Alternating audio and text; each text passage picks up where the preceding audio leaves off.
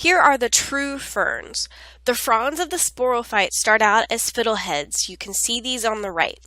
They have megaphylls for leaves, meaning they have larger leaves with more than one vascular bundle. The homosporous sporangia generally has the ability to catapult the spores up to several meters away from the parent plant to help eliminate competition between parent and offspring.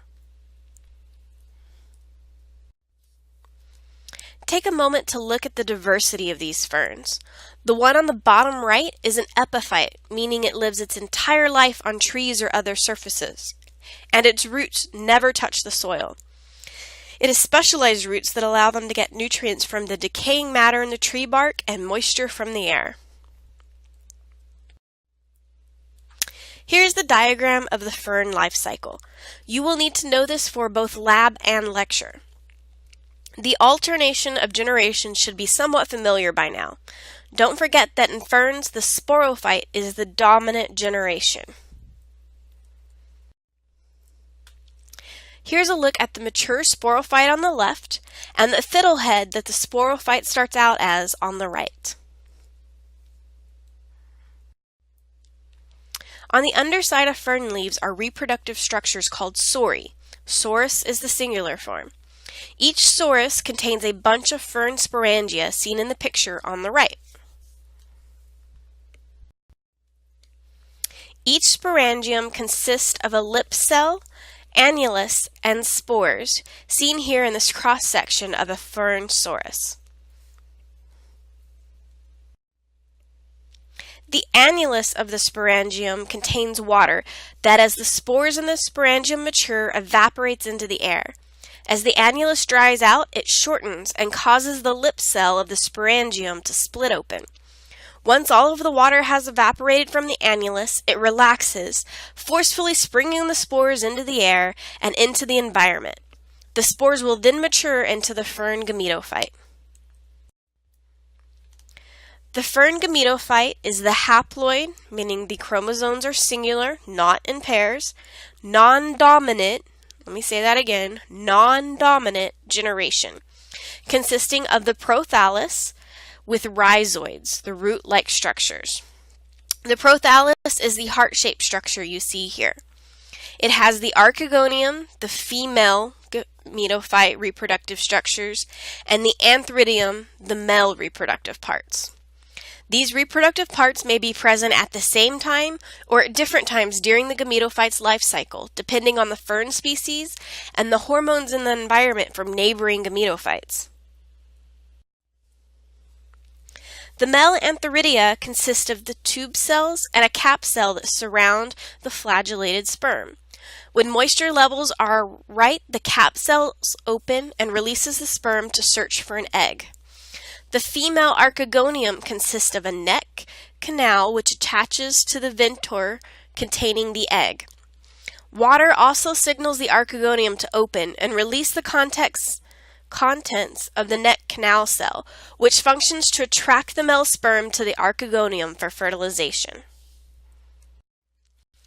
The sperm of ferns are spiral in shape and multiflagellated, meaning they have many flagella that allow them to propel themselves towards the female archegonia of a nearby gametophyte. Here you can see the sperm traveling towards the neck of the female archegonium. Here's the sporophyte that germinates from the fertilized female archegonium on the fern prothallus, and the life cycle starts all over again. Here's a good-looking plant, right? Charismatic, peaceful. Nah, this is one pest of a plant. Even its scientific name sounds ominous. Salvinia molesta. It is a plant that comes from Brazil, but has traveled a great distance. This plant is pretty small. It's very, very small, but you can see it has both aggressive rhizomes and many root hairs on those rhizomes. The rhizomes feature underwater leaves, and each of these can fragment into a new plant. They are really fast growing, and a population may double in size in as little as 4 days.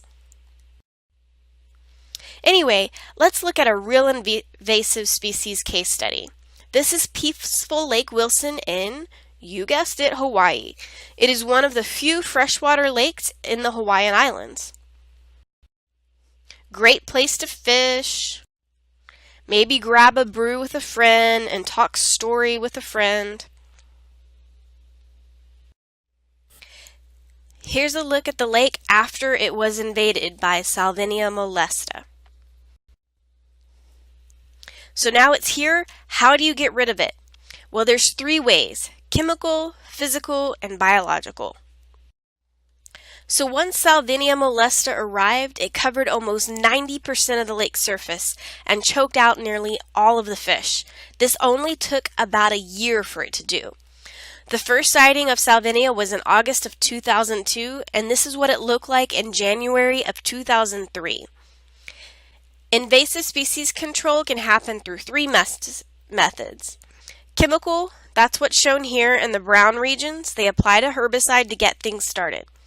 What could be wrong about applying an herbicide? Right? It could accidentally and indiscriminately kill off good species of plant as well as the Salvinia. Second is physical removal. This is what they did to Lake Wilson. They physically started pushing Salvinia to the edges of the lakes. Then they started to scoop it out of the water. One downside to physical removal of invasive species is that it is expensive. Also, in the case of something like Salvinia that reproduces by fragmentation, you are never really sure you got all of it. The truth is, and this is the case with aquatic weeds in particular, there is no such thing as eradication, only control. These efforts actually went pretty well.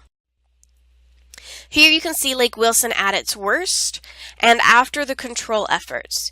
You can still see the yellow lines, meaning that this lake will always be under constant threat of invasion. If you look in the notes section of this slide, you can actually find the link to read the entire story online. This is very relevant to Texas as your only natural occurring lake, Caddo Lake, is currently in the threat of being overrun by Salvinia molesta. In Texas, they are using physical and chemical methods to keep it at bay, but they are considering the move to a biological control.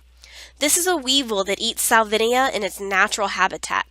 This represents the 3rd method of invasive species control, biological. This has its own drawbacks. Can you think of them? Yeah, what does it eat when it gets done with Salvinia? What happens if it likes to eat natives better? What if it provides a food source for a particularly underrepresented bird in the population? What might that do to the population of birds? And perhaps you can even think of others.